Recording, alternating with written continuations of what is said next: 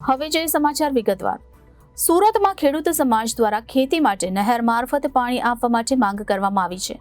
દક્ષિણ ગુજરાત ખેડૂત સમાજના પ્રમુખ રમેશ પટેલે સિંચાઈ વિભાગને પત્ર લખી માંગ કરી છે કે છેલ્લા 10 દિવસથી નહેરમાંથી પાણી આપવામાં આવી રહ્યું નથી। ખેતરોમાં ભાતનું ધરું નાખવામાં આવ્યું છે, જેના માટે પાણીની તાતી જરૂરિયાત છે, તો તાત્કાલિક નહેર મારફત પાણી આપવા સિંચાઈ વિભાગને અરજ કરવામાં આવી હતી। તો બીજી તરફ રાજ્ય કક્ષાના કૃષિ મંત્રી મુકેશ પટેલે કહ્યું કે નહેરમાં લીલ બાજી ગઈ હોવાથી મેન્ટેનન્સનું કામ ચાલી રહ્યું છે। 4 થી 5 દિવસમાં નહેર મેન્ટેનન્સનું કામ થઈ જશે, જેથી ખેડૂતોએ ચિંતા કરવાની જરૂર નથી। સુરતમાં ખેડૂત સમાજ દ્વારા ખેતી માટે નહેર મારફત પાણી આપવા માટે માંગ કરવામાં આવી છે। દક્ષિણ ગુજરાત ખેડૂત સમાજના પ્રમુખ રમેશ પટેલે સિંચાઈ વિભાગને પત્ર લખી માંગ કરી હતી। સુરત સહિત દક્ષિણ ગુજરાતમાં ખેતી લાયક વરસાદ નથી, ઉપરાંત છેલ્લા 10 દિવસથી નહેરમાંથી પાણી આપવામાં આવી રહ્યું નથી।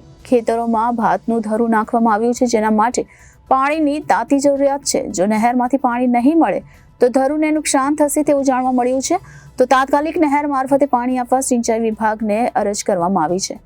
બીજી તરફ રાજ્ય કક્ષાના કૃષિ મંત્રી મુકેશ પટેલે કહ્યું કે નહેરમાં લીલ બાજી ગઈ હોવાથી મેન્ટેનન્સનું કામ ચાલી રહ્યું છે, જેથી 4 થી 5 દિવસમાં નહેર મેન્ટેનન્સનું કામ થઈ જશે। ખેડૂતોએ ચિંતા કરવાની જરૂર નથી। ખેતરોમાં ધરું છે તેને પાણી મળી રહેશે। આગામી દિવસોમાં સરકાર રબર ડેમ બનાવવા જઈ રહી છે, જેનાથી ખેડૂતોની ખુશીમાં વધારો કરવામાં આવશે। આમ સુરત સહિત દક્ષિણ ગુજરાતમાં ડાંગરનો સૌથી વધારે ઉનાળુ પાક લેવાયો છે, જેમાં ખેડૂતોને સરકારે સમયસર પાણી આપ્યું છે।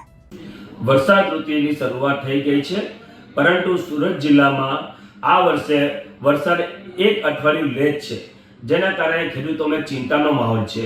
ખેડૂતોને ચિંતા છે કે સમયસર વરસાદ ન આવે તો પોતાના મહામૂલ્ય પાક માટે આ વર્ષે તકલીફ પડશે। હાલમાં અમારા સુરત જિલ્લામાં મુખ્યત્વે ડાંગરનો પાક લેવામાં આવે છે અને ડાંગરના પાક માટે ધરુવાળી ખેડૂતો દ્વારા નાખવામાં આવ્યું છે, પરંતુ વરસાદ ન આવવાના કારણે ખેડૂતોને ધરુવાળીમાં પાણીની તાત્કાલિક જરૂરિયાત છે। એવા ખેડૂતોના ફોન આવવાથી ગુજરાત ખેડૂત સમાજે એક અધિક્ષક ઇજનેરશ્રીને એક વિનંતી પત્ર લખવાયો છે કે ભાઈ ડેમમાં પૂરતા પ્રમાણમાં પાણી હોવાથી ખેડૂતોને તાત્કાલિક ધોરણે ધરુવાળીને પાણી આપો, જેથી કરીને પોતાનો મહામૂલ્ય પાક બચાવી શકે। Reporter Hitesh Prajapati, Janadesh news, Surat.